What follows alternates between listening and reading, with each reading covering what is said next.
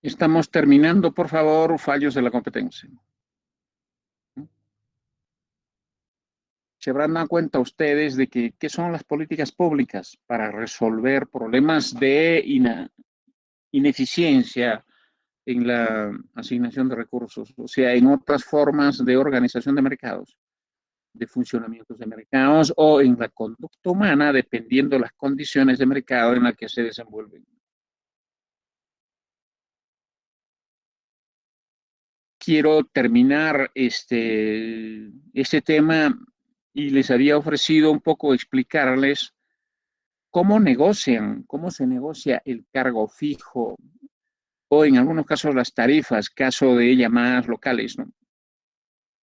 Para entender primero negociaciones, segundo la conducta humana, ¿no? Cuando negociamos, pese a que se les voy a enseñar ampliamente eso en teoría de los juegos. Así que retomemos las clases.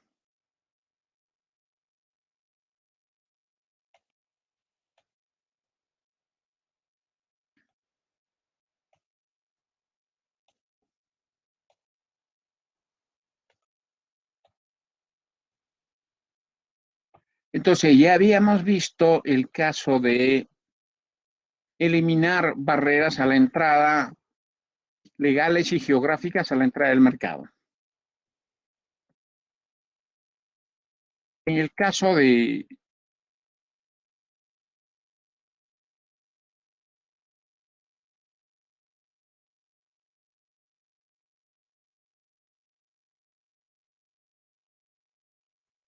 de las barreras, bueno, esto les había explicado cómo en el Perú había una gran cantidad de barreras en el mercado de algunos bienes esenciales, transportes en todas las modalidades de transporte, el caso de las farmacias, ¿no? Cuando había iniciado el tema de monopolios, un supuesto era la existencia de barreras a la entrada al mercado. Y las barreras básicamente son normas legales que se da desde el Estado para privilegiar, ¿no?, el ingreso o la protección de una o muy pocas empresas al mercado en determinados bienes y servicios. Y casi, ¿no?, la historia económica mundial, ¿no?, está plagada de leyes, ¿no?, que fomentan monopolios, que protegen monopolios. Y que esa es la explicación básica por la cual solo hay uno o pocos empresarios en un mercado y la razón por la cual se produce poco, se produce mal, no hay competencia, ¿no?, y naturalmente el abuso a los consumidores. En el modelo de mercado, ¿no?, el supuesto es de que no deben haber barreras a la entrada ni salida al mercado. Por lo tanto, en el Perú se ha tenido que, ¿no?, eliminar, desmontar una cantidad de barreras legales, ¿no?, a la entrada al mercado. Y entonces se ha posibilitado que los mercados de los alimentos, de los medicamentos, del transporte en todas sus modalidades, ¿no?, empiecen a funcionar competitivamente. En el Perú, ustedes verán la cantidad de empresas que hay, ¿no?, en distintas industrias, y en el Perú no hay barreras a la entrada al mercado de manera generalizada. Poco a poco, sin duda, han empezado a, ¿no?, reorganizarse las unidades empresariales para interactuar y servir sus mercados. Allí, sin duda, los economistas, ¿no?, tenemos que estar atentos que con esa ocasión no se vuelvan a generar nuevos poderes de mercado. Nuevos poderes de mercado. Ya les he dicho, señores, ¿no?, de manera natural no tenemos conducta competitiva ni cuando producimos ni cuando consumimos. Dado que somos racionales por naturaleza, pero no siempre paretianos, ¿no?, donde podemos aprovechar alguna ventaja como productores o alguna ventaja como consumidores, lo hacemos, lo internalizamos. Si conocemos eso de la naturaleza humana, ¿no?, no nos extraña. Pero si luego decimos que generan ineficiencias, ¿no? Entonces prescribimos algunas políticas públicas, ¿no? Para que, por ejemplo, eliminando barreras a la entrada, ¿no? Y siendo sigilosos y haciendo un seguimiento, ¿no?, minucioso al desarrollo de los mercados, ¿no? Ir aproximándonos, ¿no?, a lo que significaría toda la eficiencia que provee un mercado competitivo. Un mercado competitivo. Entonces, aquí, dado que hablamos de geográficas, ¿no? Acá hay un tema de barreras geográficas, las legales ya hemos visto, las geográficas, ¿no? Un ejemplo de las geográficas pueden ser, por favor, lo que les he comentado de la industria cervecera, ¿no? La cerveza cusqueña era la única que debería, ¿no?, producir y vender en Cusco, Apurímac, Madre de Dios. Entonces, la barrera legal es de que ninguna otra cervecería entra a este mercado, a Cusco, Apurímac y Madre de Dios, por ley. Pero la barrera geográfica también quiere decir, ¿no?, de que a este área geográfico no entra nadie a producir o vender, ¿no? Porque podría ocurrir lo siguiente, por favor, que se permite en Cusco, Apurímac y Madre de Dios que hayan hartas empresas de cerveza, pero solo en Cusco, Apurímac y Madre de Dios, pero no pueden ir a Arequipa ni Arequipa venir acá. Entonces, en teoría, habría una barrera, ¿no? Solo una barrera geográfica o un impedimento de entrar, ¿no?, de otras empresas a un área geográfica determinada, a un área geográfica determinada. En la historia económica, una forma extensiva de entender este tema también es lo siguiente. Les quiero decir que luego de la Segunda Guerra Mundial, Estados Unidos le impone a Japón no solo una monarquía constitucional, no solo se va a encargar de financiar la reconstrucción del Japón después de la guerra, sino también le impone una economía de mercado. Pero en Japón durante muchos años ocurrió lo siguiente. Había fuerte competencia interna en el Japón, pero estaba prohibido el comercio. Por ejemplo, si ellos tenían cierta industria nacional, prohibió la importación de bienes sustitutos. Entonces, miren, competencia interna, pero barreras, ¿no?, al ingreso. Esa también podría ser vista como una barrera geográfica, ¿no?, a la entrada del mercado japonés. Porque los japoneses primero desarrollaron una intensa competencia interna hasta hacer crecer muchas de sus industrias. Y ya cuando esas industrias no estén bien desarrolladas, recién se abrieron a la competencia externa o al comercio exterior. Sin duda, cuando ustedes estudien economía internacional o no, espero que, ¿no?, analicen estos temas. ¿Ok? Entonces, esto es lo que podría decirles ampliando un poco al tema de las barreras geográficas, ¿no? Pero también, ¿no? Pero también, a ver, podría ocurrir lo siguiente.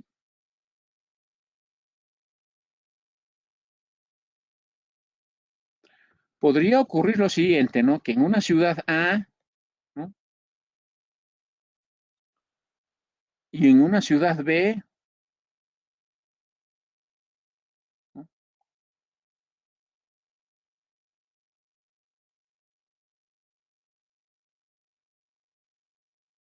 ¿no? Podría en la ciudad B haber un precio monopólico de un producto, o sea, una sola empresa en la ciudad B, ¿no?, cuyo precio, digamos, es 10.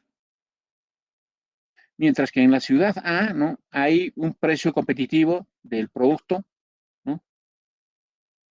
Precio competitivo del producto, o sea que hay competencia, ¿no?, a un precio de 6, ¿correcto? Pero ¿qué, no? El costo de transporte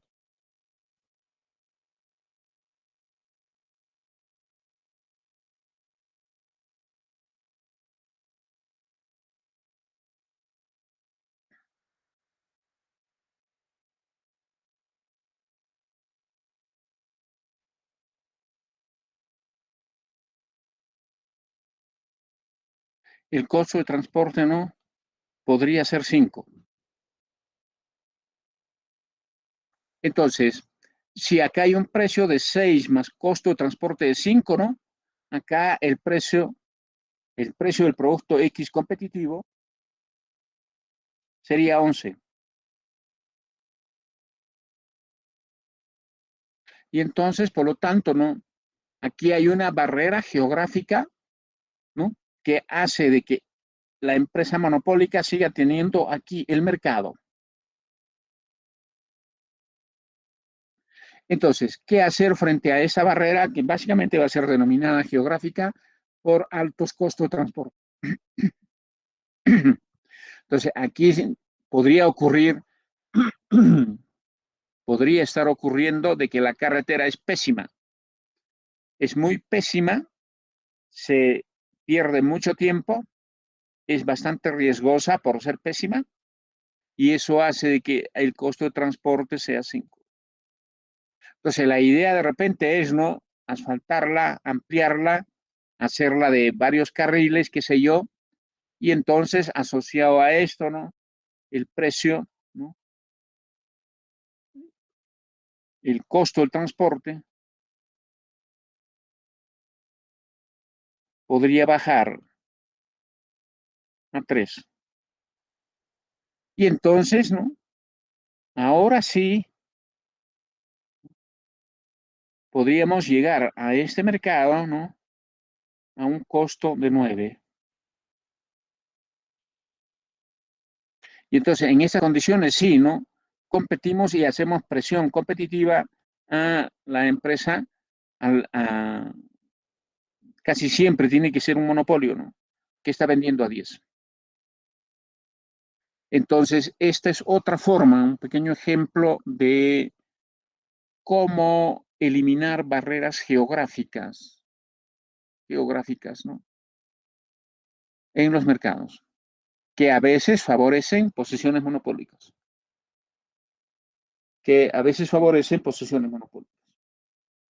Por lo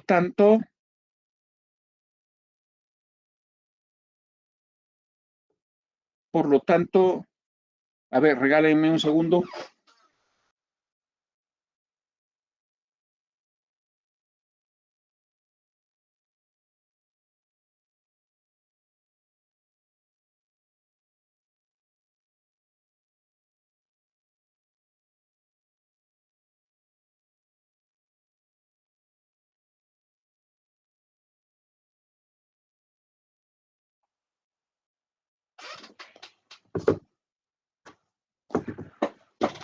Por lo tanto, este podría ser otro ejemplo.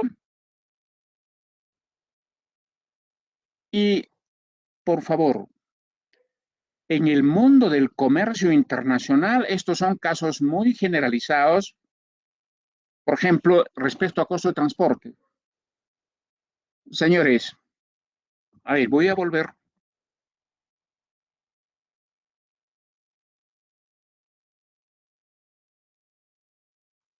Señores, primero espero que sepan que estos tratados de libre comercio son de menos de 2 décadas.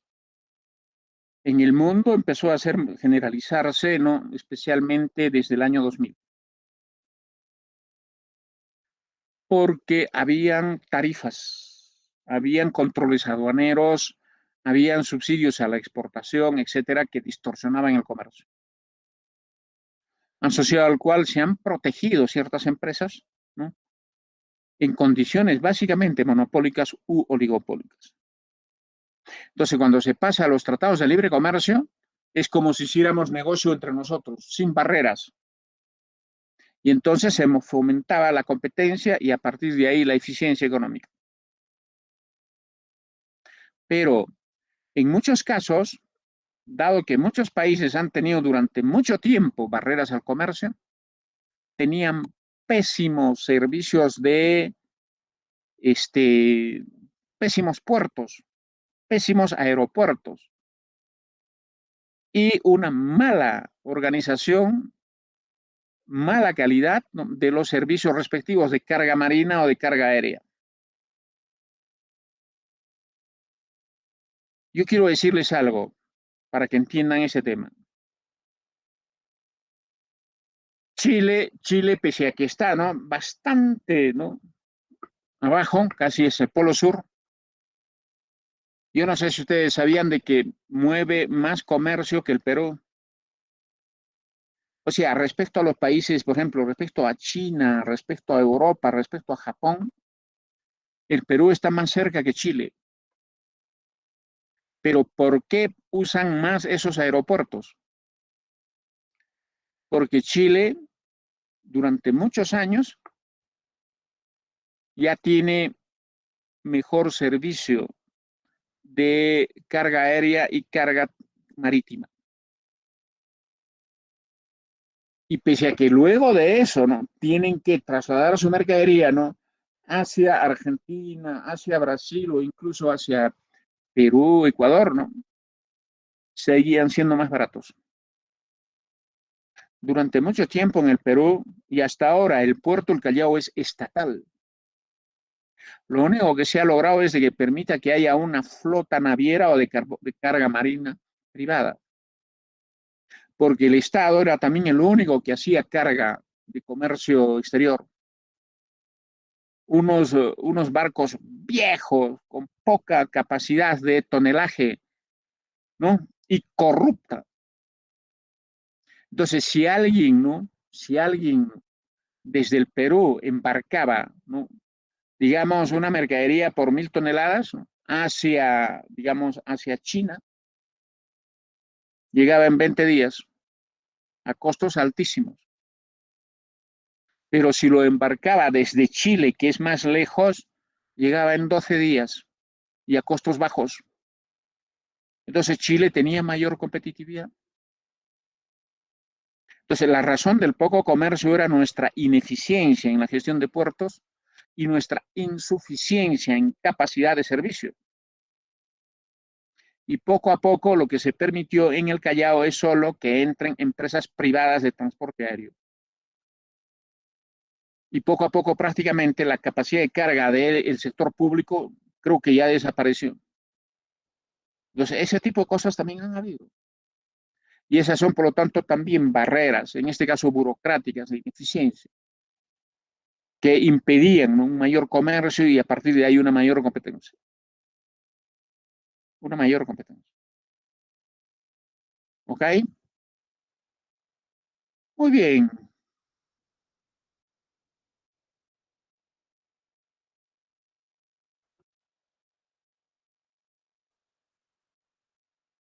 Ahora veamos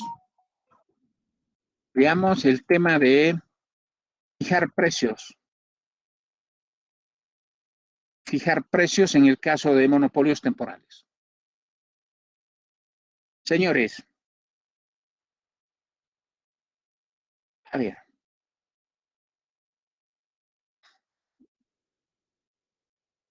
cuando, por ejemplo, viene al Cusco un circo, viene al Cusco un espectáculo, digamos, de Rafael o de Julio Iglesias, viene eh, un espectáculo como, por ejemplo, teatro, o los partidos de fútbol de nuestras ligas, uno o dos. Todos esos productos son monopolios temporales, porque son únicos, los únicos, ¿no?, espectáculos para este mercado. Y en la economía decimos de que no pueden los dueños o empresarios de esos espectáculos ser los que fijan el precio de entrada a los mismos. Y entonces se prescribe que determinados organismos públicos sean los que fijen el precio de las entradas. Si ustedes se habrán dado cuenta, cuando ingresan al estadio, en vuestro boleto lo que dice es, me parece que es Instituto Peruano del Deporte. Es el IPD el que fija los precios de la entrada a los partidos. En teoría se espera que que fijen en el nivel, en el nivel competitivo. En el nivel competitivo, en teoría. Pero no puede ser el Club Cinciano o el Club Garcilaso el que fije las entradas. Alguna vez que vayan a un circo, fíjense en los boletos. Los boletos, ¿no? El precio de las entradas a un circo no lo fija el dueño del circo. Por ley lo fija el Instituto Nacional de Cultura, ahora creo que es Dirección Desconcentrada de Cultura, y la municipalidad en la cual está funcionando el espectáculo, en el área de un distrito o una provincia. En teoría se espera de que esa fijación de precios sea en el nivel competitivo, en teoría. Si viene, por ejemplo, Rafael a dar un espectáculo, ¿no?, a nuestro coliseo cerrado, entonces el Instituto de Cultura y la Municipalidad de Huancha son los que deben fijar el precio de entrada a esos espectáculos. Si dejamos que los dueños, ¿no?, de esos espectáculos fijen el precio, van a poner precio monopólico. Van a poner precio monopólico. Y dado que por ser monopolios tienen una característica de discriminar precios, ¿no? Zona exclusiva, zona alta, etcétera, ¿no? Tribuna norte, tribuna sur, tribuna preferencial, ¿no? Se permite, ¿no?, discriminar precios en función de, ¿no?, la división o caracterización de espacios y distancias, ¿no?, de los estrados respecto al espectáculo. Pero todas las fija una autoridad determinada. Entonces, aun cuando los economistas y en la ciencia económica decimos estamos en contra del control de precios, en caso de monopolios naturales, ¿no?, prescribimos de que haya una autoridad que sea la que fija para que teóricamente, ¿no?, la fijen en el nivel competitivo. En el nivel competitivo. Por lo tanto, este tema de fijar precios en monopolios naturales, en monopolios temporales, es parte de la institucionalidad antimonopolio que prescribimos, ¿no?, para posibilitar un funcionamiento competitivo, ¿no?, de nuestros mercados. De nuestros mercados. ¿Qué más tenemos?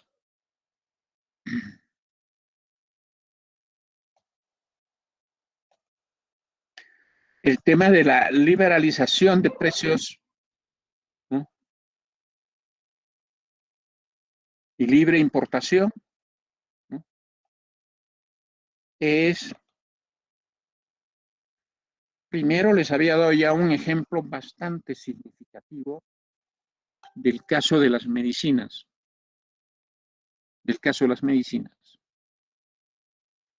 de cómo en el Perú habían dos grandes empresas cartelizadas, especializadas en producir distintos tipos de medicamentos, o sea, no competían, en un mercado organizado casi familiarmente, con las pocas farmacias que había en las ciudades, ¿no? Al proclamarse el libre mercado, nuevas farmacias entraron, pero no tenían abastecimiento de medicinas. Las dos grandes industrias químico-farmacéuticos, entre comillas, ¿no?, pareciera que producían a un nivel de capacidad instalada completa para proveer solo a sus ahijados. Y entonces, cuando de esto se enteró, ¿no?, el ministro de Economía, Carlos Boloña, autorizó inmediatamente la libre importación, con la cual se tumbó ese duopolio y se mejoró el abastecimiento de medicinas con la reducción de precio y calidad consiguientes. Les quiero decir de que el comercio mundial es casi siempre competitivo, salvo capacidades de hacer cártel, el caso, por ejemplo, del petróleo.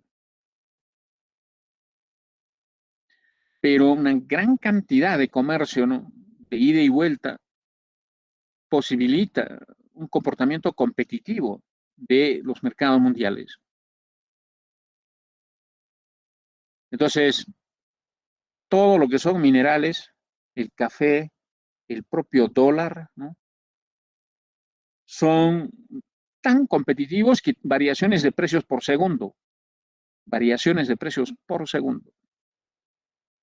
Es lo que ven, por ejemplo, cuando, a ver, anda a comprar dólares a las 10 de la mañana, un lunes, y vuelve a comprar dólares a las 11, el tipo de cambio subió. En la bolsa de valores también hay eso. En la bolsa de valores a cada rato los precios están subiendo. Y la habilidad de los inversionistas es ver en qué momento compran. Sin duda ellos tienen un aprendizaje, un sistema de información y expertos, ¿no? Para justamente, ¿no? Ver en qué momento compran, en qué momento venden. Pero el comercio mundial es casi siempre competitivo. Y cuando hay comercio internacional, ¿no? Esos precios competitivos influyen en los precios internos. Es todo un debate las ventajas, ¿no? Del comercio, especialmente cuando somos un país pequeño. Cuando somos país pequeño, somos tomadores de precio. Y luego, ¿no? El mercado internacional nos permite o permite a las empresas planeamiento de largo plazo, porque mi mercado es de 1000 y mi empresa solo produce 2. ¿Se imaginan el horizonte de tiempo que tengo yo para planear el crecimiento de mi empresa? ¿No? Y en 5 años producir 3, en otros 5 producir 4, mientras el mercado además va creciendo a 1000, 1100, 1200. Y cuando las empresas de un país tienen la capacidad de planear al mayor plazo posible, ¿no? Quiere decir, ¿no? Que sus procesos de producción, de mayor producción y de mejor producción, o sea, calidad, ¿no? Son sostenibles y están garantizados. Espero que todo eso estudien a fondo cuando vean economía internacional, especialmente uno, los grandes beneficios del comercio. Sin duda, ha habido y seguirá habiendo un debate previo a las aperturas. Ya casi no hay países cerrados, pero les quiero decir algo. Ahora hay una amenaza de distorsión de eso. Sin duda no es mi curso, en mi curso no tengo por qué profundizar ese tema, ¿no? Pero quiero que estén atentos. El mercado ya hemos dicho que es amistoso, es competencia, es intercambios voluntarios. Pero ocurre que China, ¿no? El Estado comunista chino, que tiene economía de mercado salvaje, entró a hacer comercio, pero de una manera hostil, poco amistosa, ¿no? Empezó a influir, ¿no? En la política, en los gobiernos de algunos países, para luego pedirles exclusividad en el comercio. Cómprame a mí, te voy a vender yo.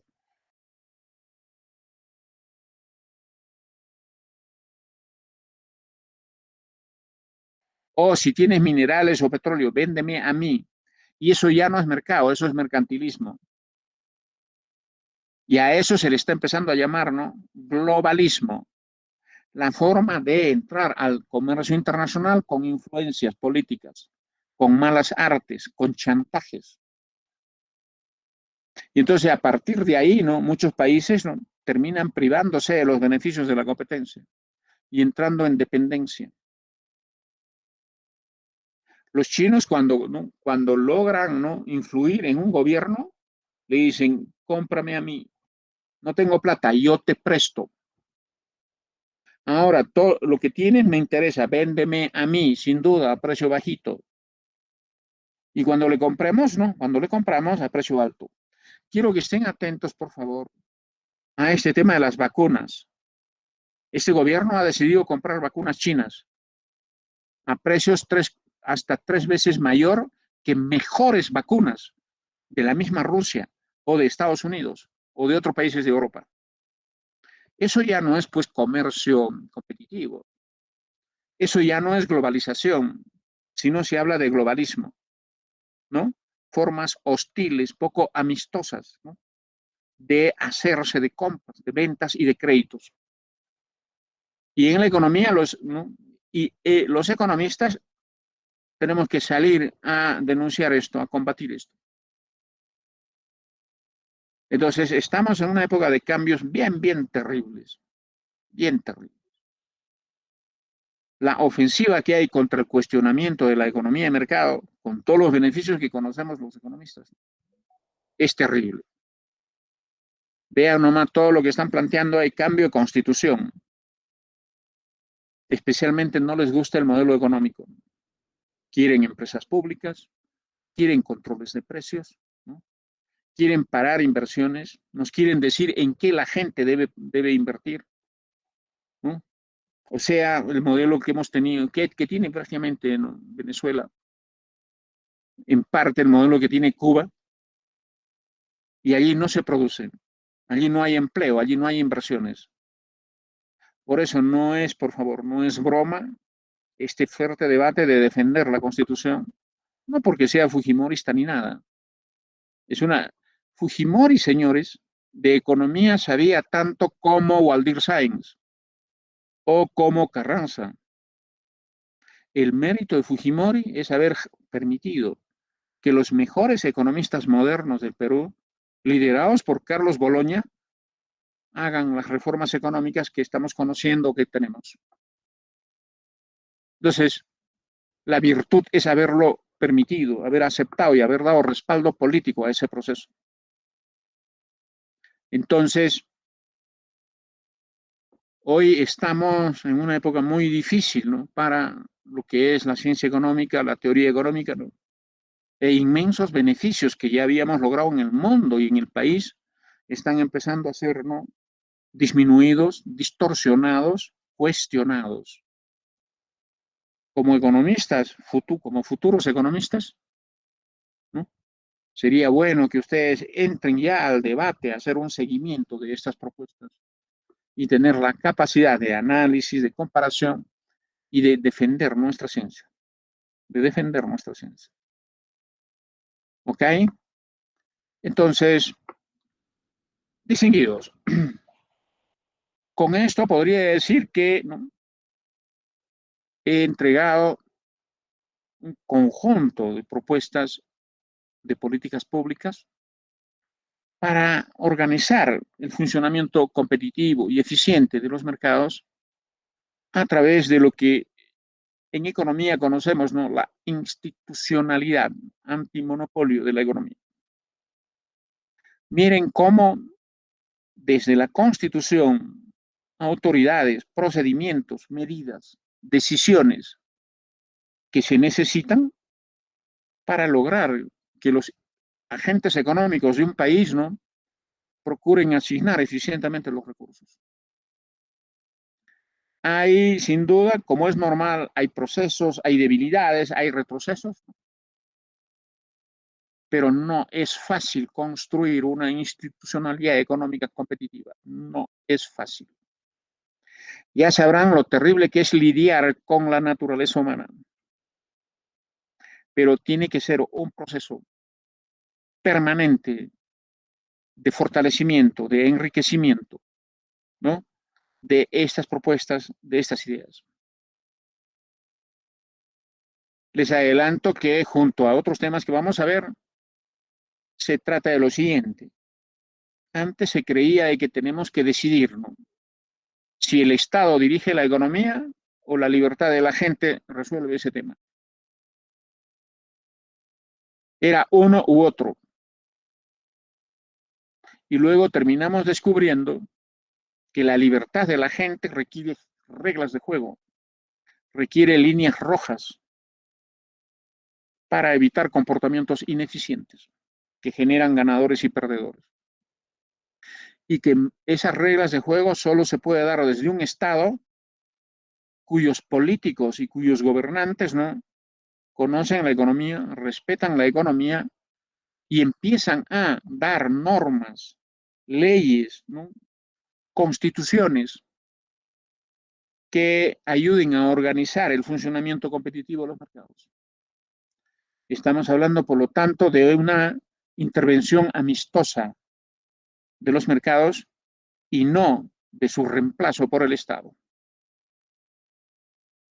Aquí había un gran salto en ese tema de Estado o mercado. No, señor, es mercado, pero con reglas de juego, con límites que se ponen a través de políticas públicas desde el Estado. Pero desde un Estado con políticos y gobernantes respetuosos de la economía, convencidos de que la libertad económica permite, ¿no?, un proceso expansivo del ciclo virtuoso de la economía. Inversión, producción, empleo, ingresos, consumo y así sucesivamente. En muchos países, miren el caso del Perú, ¿no? Hace 20 años tenemos la misma constitución, pero gobiernos que no tienen ninguna convicción de defenderla, de fortalecerla. Y le han estado, como se dice, sacando la vuelta a la constitución, ¿no?, a través de debilitar, distorsionar, ¿no?, las normas, las instituciones encargadas de construir una economía de mercado. Han paralizado inversiones cuando la norma es, por favor, ¿no?, fomentarlas. Miren lo que está haciendo actualmente el Congreso. Quieren controlar precios, quieren controlar tasas de interés.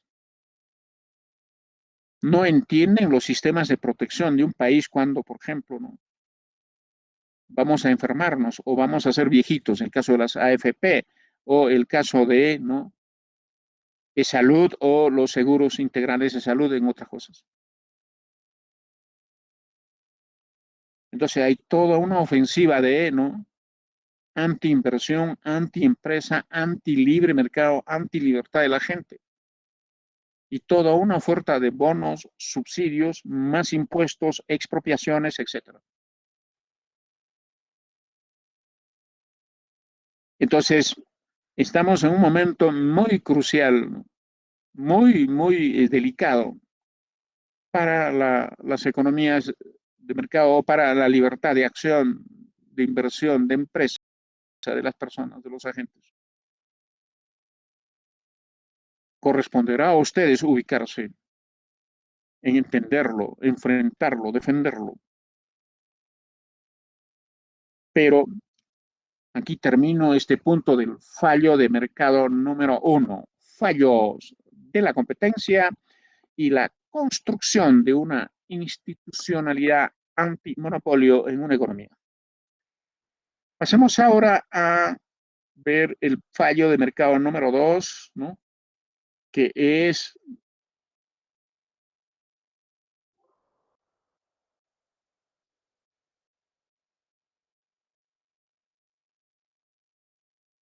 mercados incompletos.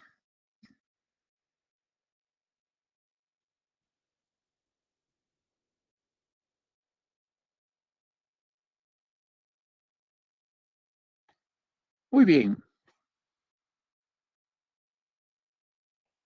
para entender este fallo, por favor,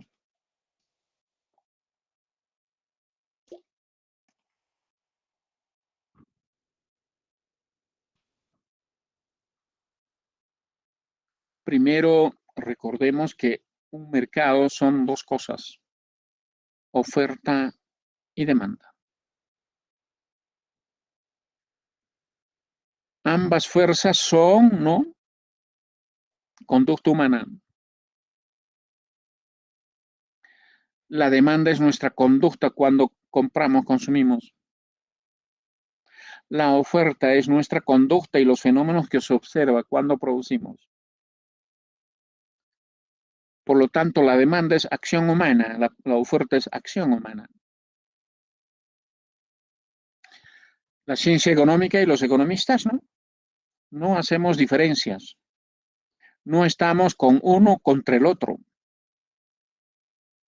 porque son dos caras de una misma moneda. Lo que queremos los economistas es de que, por favor,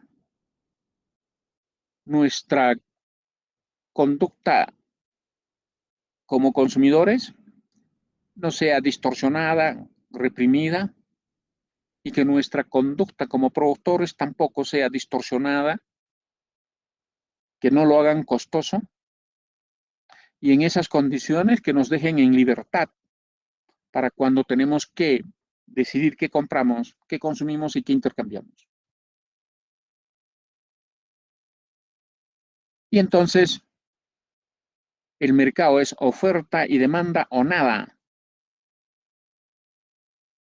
Pero ocurre que en los mercados reales, en muchos mercados reales, solo hay demanda o solo hay oferta. Y entonces allí donde solo hay demanda, tenemos que inmediatamente averiguar e investigar por qué no hay oferta.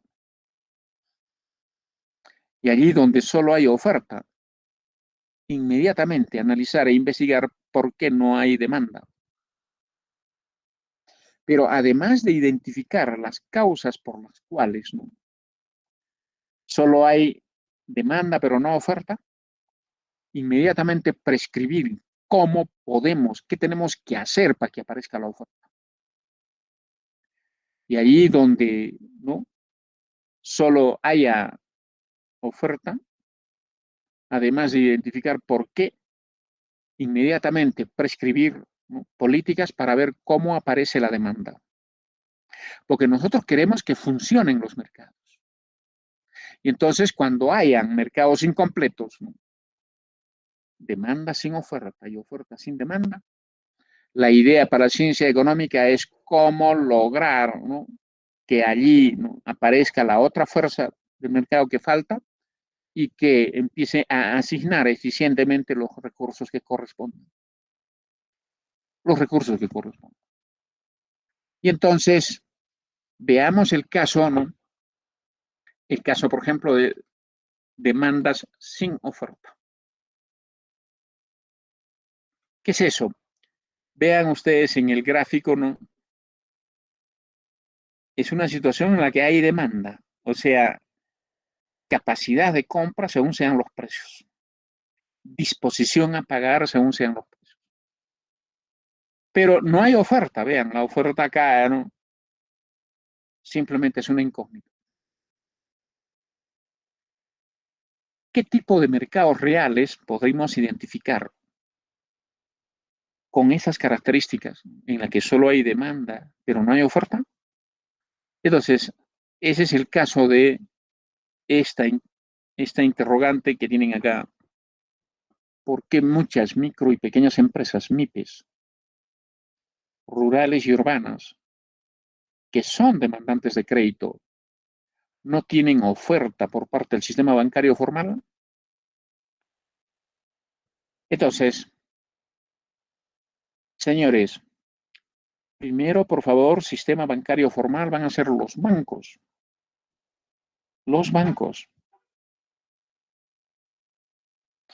Y las MIPES van a ser nuestros hermanos productores, ¿no?, campesinos, o nuestros hermanos MIPES, ¿no?, informales, ¿no?, en las ciudades. Entonces, cuando un productor comunero, ¿no?, un productor de una comunidad, ¿no?, jefe de una familia que tiene sus chacritas, su ganado, sabe trabajar, sabe perfectamente qué hacer para sembrar, sabe perfectamente decidir qué sembrar, sabe perfectamente cómo criar, ¿no?, el ganado,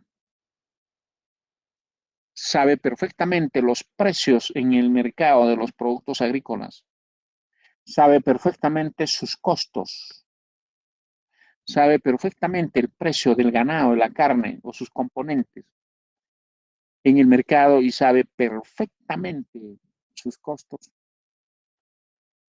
Entonces, ¿por qué cuando va al Banco Continental, Interbank, al banco de crédito, por qué no le dan crédito? Porque ellos van y dicen, préstame, y no le dan. Esta es un poquito la idea o una aproximación de presentación de la problemática. Personas que demandan crédito, que conocen el mundo de su estructura de costos, ingresos, precios, mercados, utilidades, ¿no?, no tienen acceso a un factor importante como es el capital. Y entonces ocurre que, como dice acá, ¿no?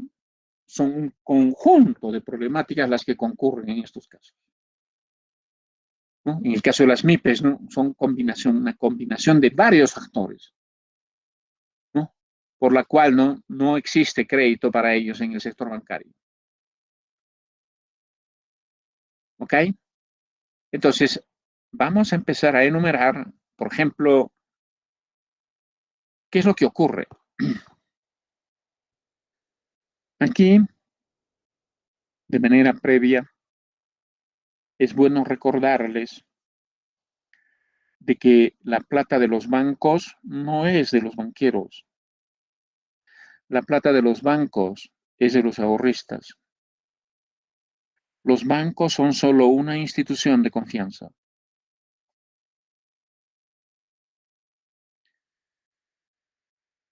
Cuando le prestamos plata a nuestro hermano o hermana y no le hemos pedido nada de garantía, empezamos a dormir mal, porque hay una alta probabilidad de que ese crédito no sea devuelto, o si es devuelto no en las condiciones de satisfacción en las que se ha pactado el servicio. Sin duda, en el caso de la familia, además hay otros temas, ¿no? Lo que hace mamá, por ejemplo. Pero hijita, es tu hermano, ya te pagará pues, ¿no? ¿Por qué le exiges? Etcétera, etcétera. Sin embargo, cuando depositamos nuestra platita en el banco, dormimos bien, estamos tranquilos. ¿Por qué los bancos nos dan más confianza que nuestros hermanos o nuestro amigo?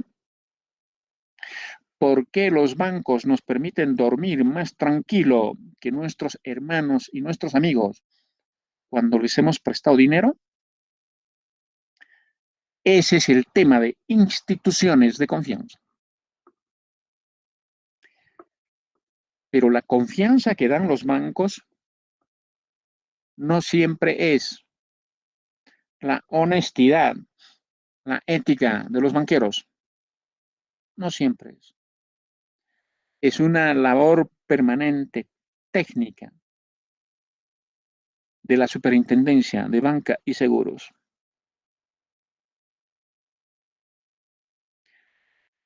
Todos los países tienen sus reglas de juego en el mercado del dinero.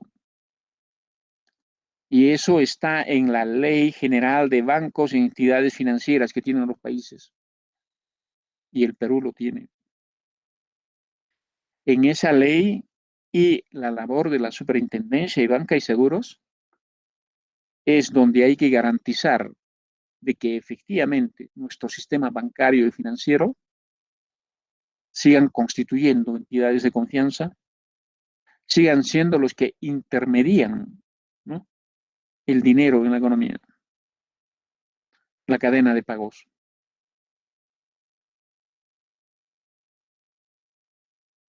¿Ok? Entonces, a ver, voy a volver a pantalla. Quiero dejar bien claro este tema de los bancos como instituciones de confianza, pero gracias a las normas y un trabajo, ¿no?, muy técnico, muy importante de la Superintendencia de Banca y Seguros. En la ley de banca y finanzas de cualquier país con economía de mercado, se establece las condiciones para que entren bancos privados a operar en una economía. Y entonces les voy a desarrollar algunos de esos temas y la labor de la superintendencia. Por ejemplo, en la ley se pone, ¿no?, una relación de capital, ¿no?, de inversión y autorización de captación de ahorros. Yo no sé, en el Perú creo que está de 1 a 20. ¿Qué significa eso? Que si un banquero pone su banco con $2 millones, 1 a 20 quiere decir de que se le autoriza captar ahorros por 40 millones de dólares. 1 a 20 es eso. Ni un dólar más. Ni un dólar más. Estos son cálculos técnicos, ¿no? Actuariales, de finanzas, ¿no? Que luego, cuando una economía está más fuerte, más desarrollada, se amplía, puede pasar de 1 a 30. Y asociado también, ¿no? Al desenvolvimiento, aprendizaje, ¿no? Prestigio del banco respectivo. Y entonces la superintendencia de banca y seguros, de manera inopinada, o sea, en cualquier momento sin anunciarse, va a los bancos a decir, pásame tu información de captación de ahorros. Y ellos tienen formas de comprobar esa información. Y si se dan cuenta que un banco captó más ahorros de lo permitido, la superintendencia es muy dura. La multa es muy grande, pero calladito, porque son mercados sensibles. Y los ponen en su sitio. Entonces, si un banco, ¿no? Si la relación es de 1 a 20, 2 millones, 40 millones, y la superintendencia demuestra que ha apalancado, ¿no? 42 millones, hay 2 millones de más. Entonces, además de una multaza para que le duela, inmediatamente la superintendencia le dice que se ponga en ley o devuelve inmediatamente el exceso de 2 millones o pone la proporción de 1 a 20 de su plata para ponerlo en ley de 1 a 20 y su multaza. ¿Qué más tenemos en las normas y cómo lo monitorea la superintendencia? De manera generalizada en los bancos, los requisitos para dar crédito casi siempre son dos. Uno primero, que es crucial, las garantías. Y en la ley de banca y finanzas se establece eso. Mínimo es de 1 a 3. ¿Qué quiere decir eso? Que si alguien se presta $10,000, debe dejar activos en garantía por $30,000, ¿no? El título de la casa, de un terreno, o el valor de mercado de algunas maquinarias. Eso dejan, los títulos de eso lo dejan en el banco de 1 a 3. Esos también son cálculos actuariales técnicos.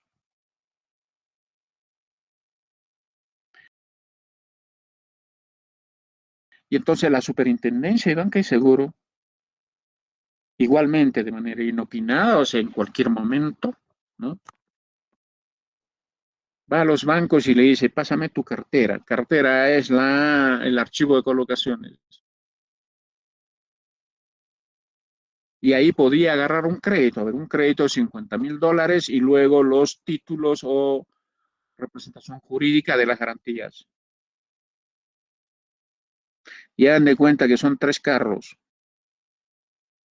Los carros lo tiene el dueño. Pese a que hay que ir depreciando, ¿no? La idea es que en el periodo del crédito, ¿no?, valga 3 veces más que, ¿no?, el préstamo que se le ha hecho. Entonces, la superintendencia tiene técnicos, economistas, contadores, ingenieros industriales, comerciales, y rápidamente valorizan, ¿no?, las garantías. ¿Y qué pasa? Puede descubrir de que por $50,000 las garantías no son $150,000. No lo son. Y entonces hay una guerra de peritos. Los bancos también tienen sus técnicos. Y se juntan y discuten. Y de la discusión queda claro que no hay $150,000. Y la superintendencia inmediatamente le pone su multaza y le dice que se ponga en regla. O que el que se prestó devuelva la proporción que le permite estar en de 1 a 3, o que aumente garantías para estar, ¿no? Y cumplir esa proporción de 1 a 3. ¿Qué más hace la superintendencia?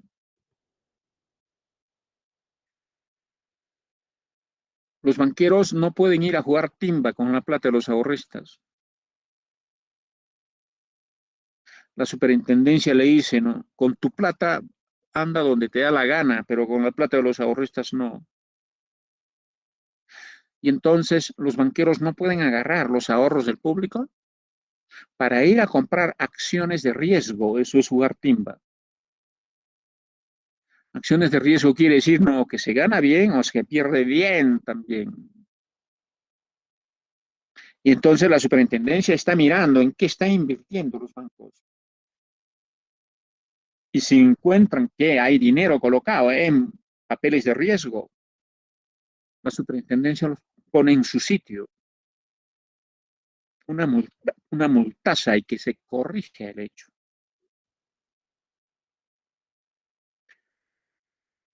Las normas para un buen funcionamiento del sistema bancario también prohíben al banquero prestarse plata a sí mismo, si también es industria.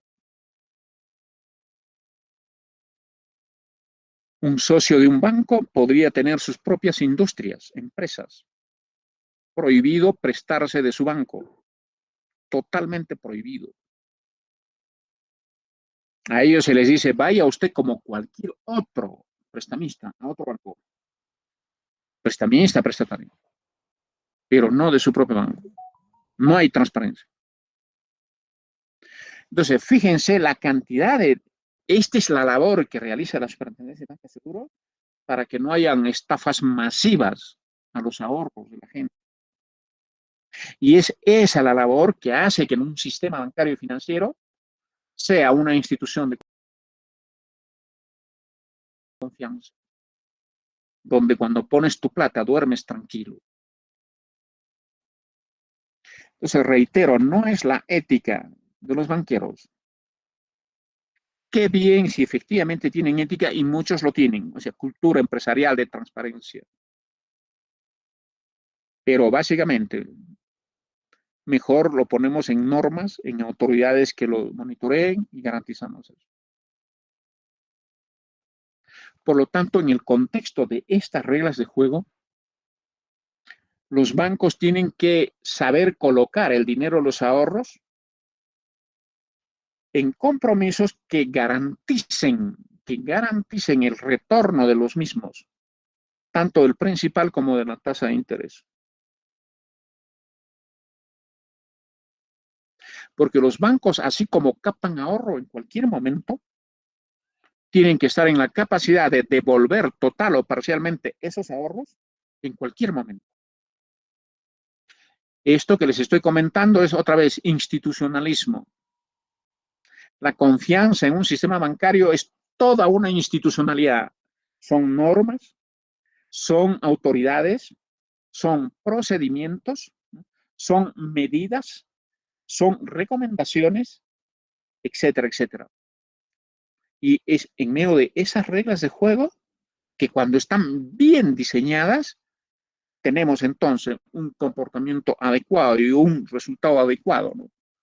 De la institución regulada o los mercados que se monitorean y regulan. Entonces, ¿por qué un banco? Por favor, el otro requisito para prestar es un proyecto.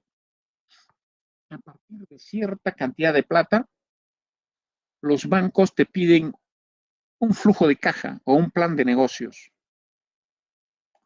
Y los bancos tienen sus analistas expertos para ver si están bien los cálculos, y en el flujo de caja tiene que estar demostrado que sí va a tener capacidad de cubrir y pagar sus obligaciones al asumir un crédito. Por lo tanto, a través de un plan de negocios o un proyecto, si es una inversión grande, ¿no? A través del flujo de caja y sus indicadores, ¿no? los bancos rápidamente tienen evaluadores de proyectos con las cuales dicen que sí, ¿no? Este señor me está dejando buenas garantías y su proyecto de inversión, ¿no? Dado la evaluación que hemos hecho, ¿no? Sí inspira confianza de que va a pagar, asumir, ¿no? Las obligaciones de la deuda. Entonces, con esos dos requisitos te da la plata. Entonces, si ese es el sistema bancario como institución de confianza, ¿por qué no le presta al campesino? Vamos a ver el primer caso, ¿no? Ocurre que el campesino no tiene garantías, porque le dice, ¿tienes chacra? Sí, tráeme el título de propiedad, no tengo. ¿Tienes tu casita, un terreno? Sí, tráeme el título de propiedad, no tengo. Por lo tanto, los campesinos no tienen colaterales para dejarlo en garantía, cumpliendo el requisito de 1 a 3. Y entonces, primero por ley, los bancos le dicen, no puedo prestarte porque no cumples un requisito. Podría, ¿no? El plan de negocios estar bien claro, posiblemente pagar, pero la garantía es lo crucial en los bancos. Así que no se trata de que los bancos son malvados, tragarotes, claro, como es pobre no le presta, como dice tanto ignorante en economía. Los bancos trabajan el dinero de los ahorristas y no pueden prestarlo a nadie, ni ángel ni demonio, que tenga dudas en la devolución del crédito. Por lo tanto, es un tema técnico. El más samaritano, aquel que crea, ¿no?, que es un ángel y que es banquero, no le presta a un campesino en esas condiciones. Cuando termine este tema, vamos a hablar de las formas alternativas de crédito para nuestros campesinos.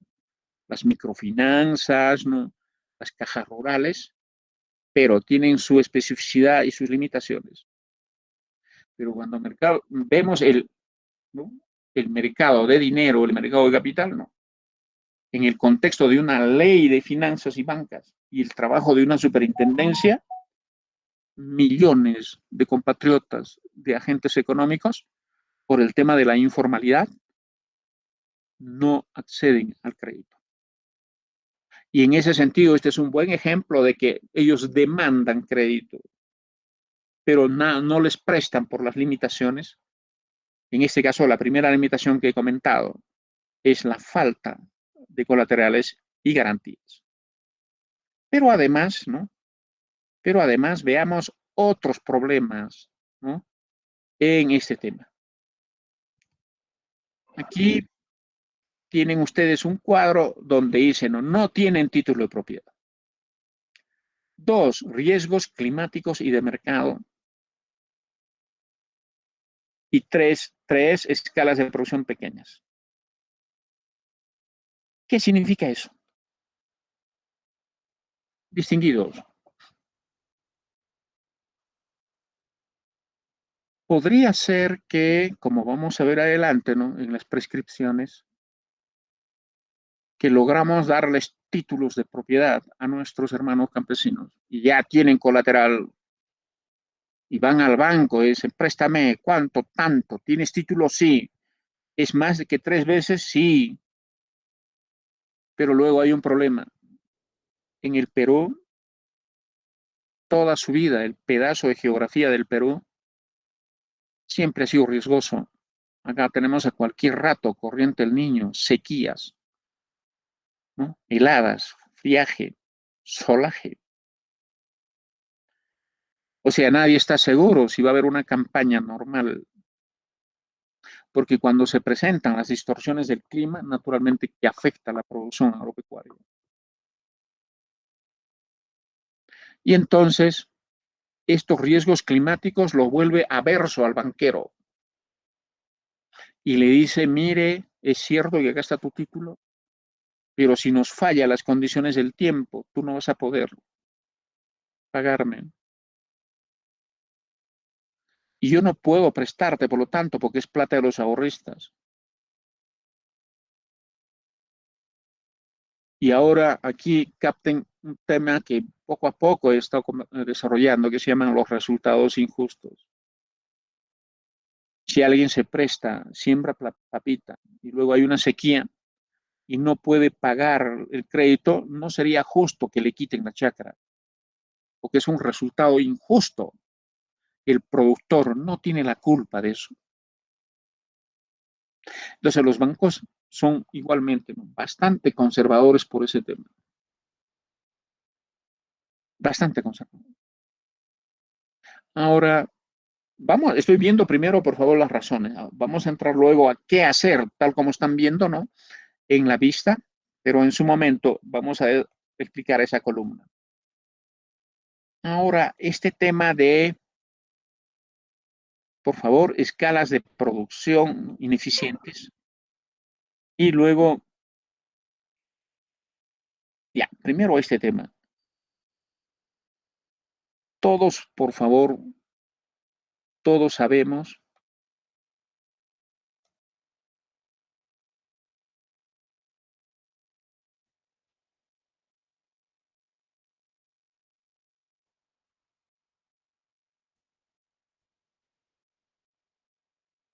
por favor, por la teoría de los costos, todos sabemos, ¿no?, que el costo medio tiene una forma de U, el costo medio, ¿no? Aquí está la cantidad y aquí los costos.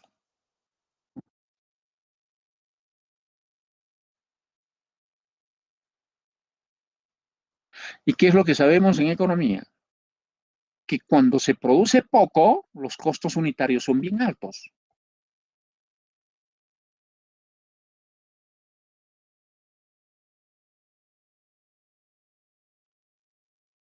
Y como en una comunidad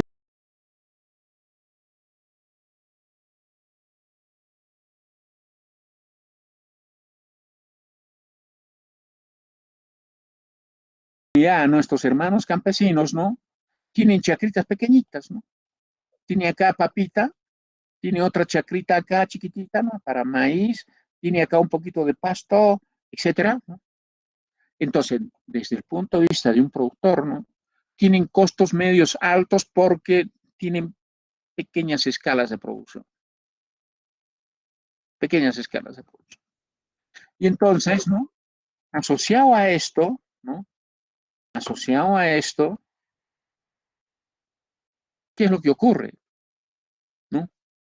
Que si tus costos son altos porque produces poco y los precios son competitivos, hay un riesgo de que tu margen, o sea, ganancia, la diferencia entre precio y costo medio, no sea mucho.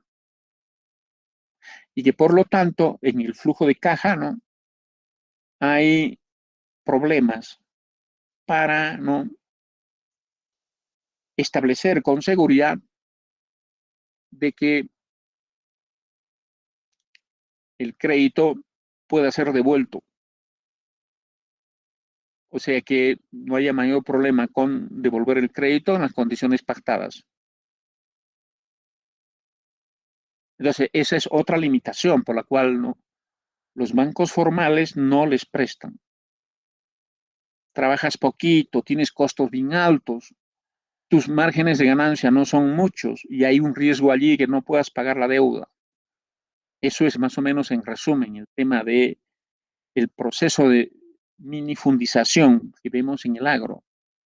Porque una familia con 4 hijos trabaja 1 hectárea o 2, luego viene la herencia y cada hijo se queda con 1/4 o media hectárea por herencia. Y todo eso va, ¿no?, generando una tendencia de microparcelas, perdiendo eficiencia en la escala de producción, tal como nos, ¿no?, ilustra la teoría del costo medio. Entonces, otra razón. Lo otro son las asimetrías de costos de información. La asimetría quiere decir lo siguiente, señores. De esto, sin duda, cuando veamos fallos de información, vamos a aprender bastante. Ya les había dicho que una condición para que funcione el mercado es información perfecta a las dos partes. Dado que el mercado es una negociación, ¿no? Se necesita que las dos partes tengan buena información. Pero ¿qué pasa si uno tiene más información que el otro? Entonces hay asimetría. O las dos partes no tienen información, ese se llama asimetría completa. Las dos partes no tienen información. Eso es lo que pasa con el clima. Cuando un campesino va a prestarse plata, el gerente no sabe si va a llover y el campesino tampoco sabe si va a llover. Respecto al clima, por lo tanto, hay una asimetría completa. Ninguno de los agentes tiene la información perfecta. Pero en lo que es el tema de costos-precios, la asimetría es la siguiente. Los campesinos saben sus costos de producción, la semilla, el fertilizante, los salarios o las invitaciones que hace para el trabajo. Sabe los precios de su producto en los mercados y sabe la diferencia entre costos, ingresos y sus ganancias. Los campesinos tienen perfecta información de su función de producción y sus costos, pero el banquero no. El banquero no sabe, ¿no? Mercado de papa, oferta, demanda de papa, precio de papa, costos de producción de papa, no sabe tampoco del maíz, del trigo. Y entonces un señor que no sabe nada, ¿no? Del mercado para una pretensión de crédito que piensa invertirse, ¿no? Entonces no hay negociación. Pues. Un señor que sabe su función de producción, costos e ingresos, con un señor que no lo sabe. Entonces, esa asimetría impide también que puedan conversar, tomar un acuerdo y lograr un crédito. Impide. Y finalmente, lo que han visto, la condición de informales. ¿No? Informales y desorganizados. Entonces, cuando uno tiene personería jurídica, ahora por favor ya estamos en la época de asociaciones productivas, las cadenas productivas. Pero ser informal es como no tener DNI en la economía. Entonces, estos bancos que son formales, no tienen fácilmente la posibilidad de conversar con un empresario informal. Está yendo una persona, no una empresa a pedir la plata. La empresa significaría una personería jurídica, ciertas obligaciones tributarias, etcétera, etcétera. Y tener personería jurídica permitiría, ¿no? Una valorización de mercado, ¿no? De la actividad productiva que podría ser considerada como parte de las garantías, ¿no? Para tener el crédito, entre otras. Entonces, fíjense, por favor, la cantidad de hechos por las cuales no son sujetos de crédito en la banca formal. Y no porque la banca sean malos, ya les he dicho, ¿no? Todo cómo funciona y la plata de los ahorristas tiene que ser bien prestada para nunca romper la confianza. Hacia adelante voy a ampliarles este asunto de por qué es bueno que los bancos sigan siendo intermediarios del dinero de la cadena de pagos. Sin eso, la economía se muere porque el sistema bancario y financiero es como el sistema sanguíneo en las personas. Si para la circulación de la sangre, estamos muertos. ¿Ok? Entonces, ahora, de manera rápida, por favor, porque ya he presentado bien las razones, veamos de manera rápida qué podemos hacer. Posibles soluciones. Primero, un programa de titulación de tierras, terrenos, ¿no? De chacra, de viviendas, etc. Señores, lamentablemente en el Perú está prohibido que los campesinos tengan título de sus parcelas, de sus casas y terrenos, de los pequeños pastos que puedan tener, o incluso de los pequeños bosques. Este es un apartheid económico respecto a los cuales nadie habla fuerte, ni siquiera Hernando Soto. Ahora que está en campaña, voy a tratar, ¿no?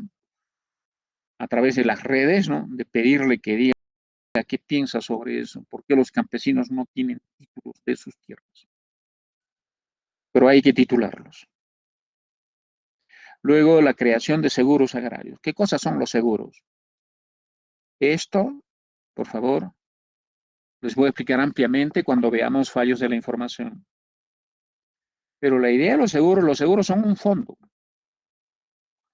Todos los campesinos que se prestan, que compren un seguro, pagado total o parcialmente por ellos, porque el Estado puede poner una mitad o un porcentaje del costo de los seguros.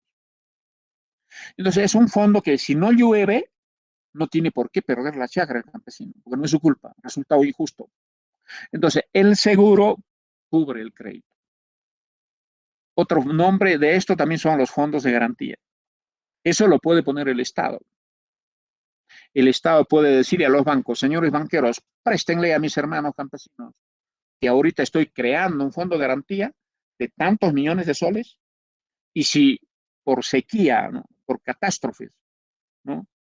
No hay producción, no vamos a quitarle su chacra, sino de este fondo de garantía vamos a responder por el crédito.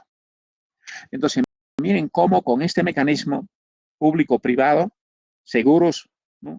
Y fondos de garantía, entonces los banqueros dicen, ningún problema, si no llueve, tiene seguro o hay un fondo de garantía. Y entonces tiene crédito. Escalas de producción ineficientes, hay que fomentar la integración parcelaria y productiva para la producción especializada, con capacitación y tecnificación. Señores, ya hay experiencias en que los campesinos, ¿no? Esto que he dicho acá, ¿no? Que si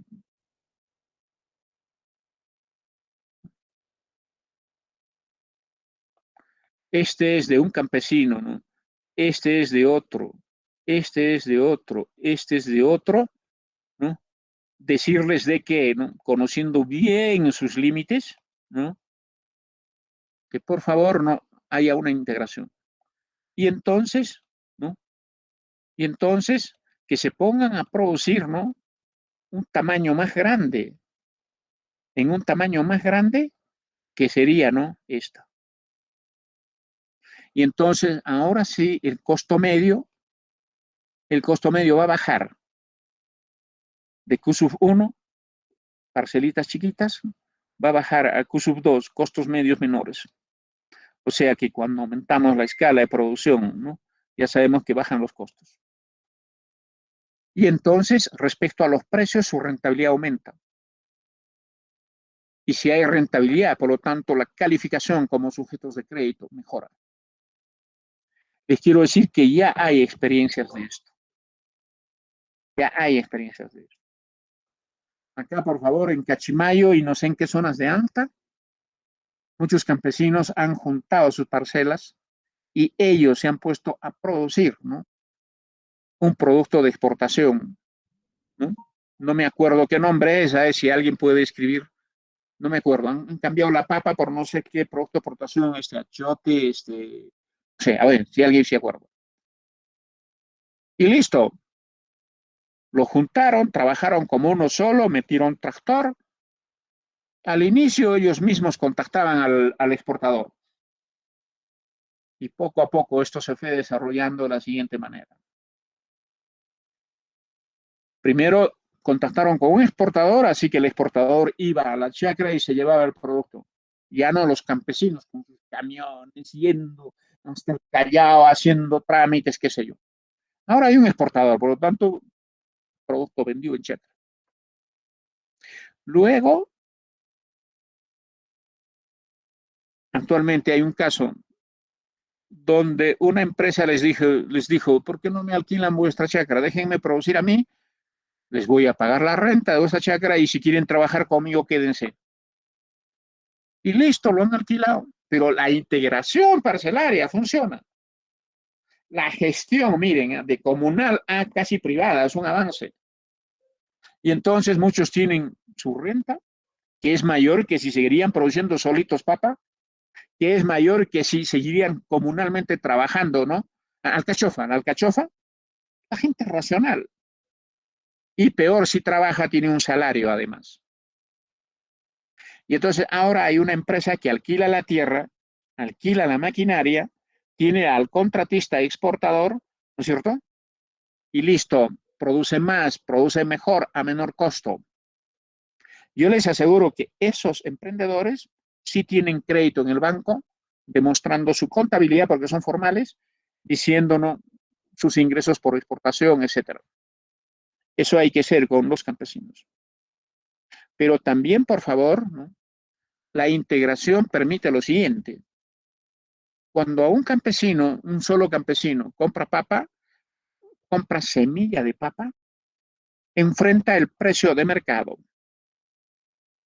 Pero si se juntan para comprar todos semilla de papa al por mayor, sabrán de que simplemente,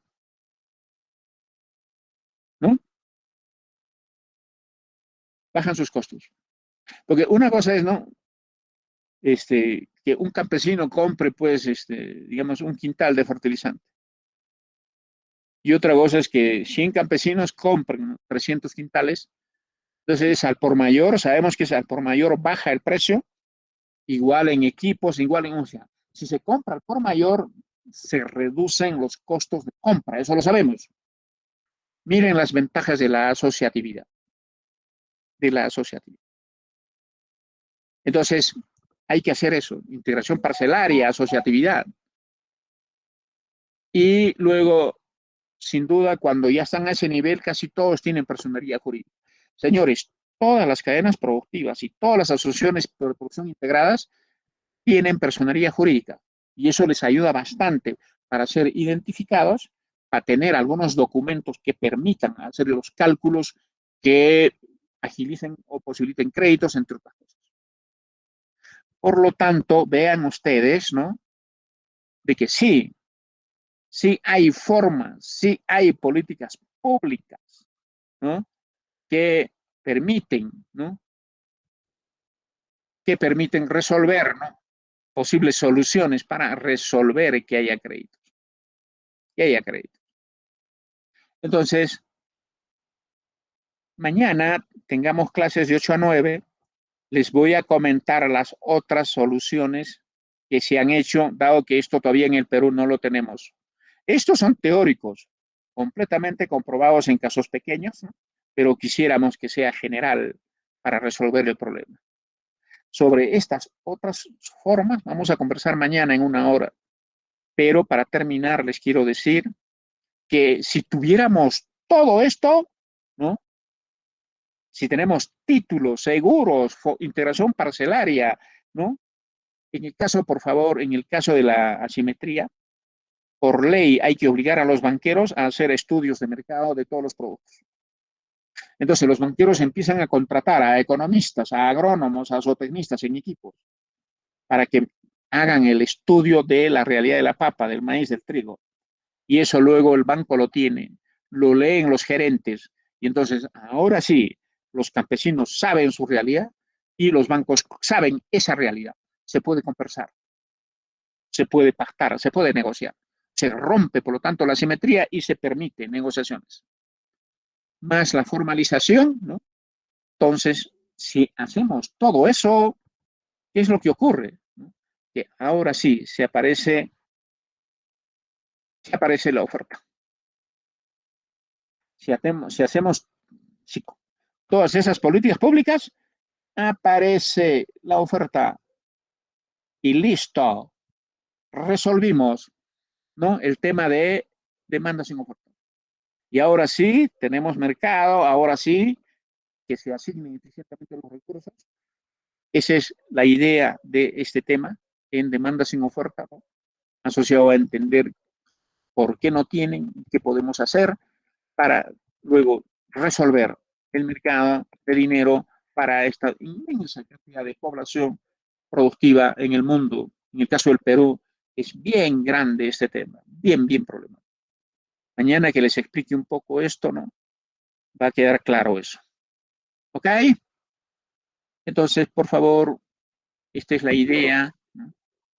De mercados incompletos. Yo me voy a quedar acá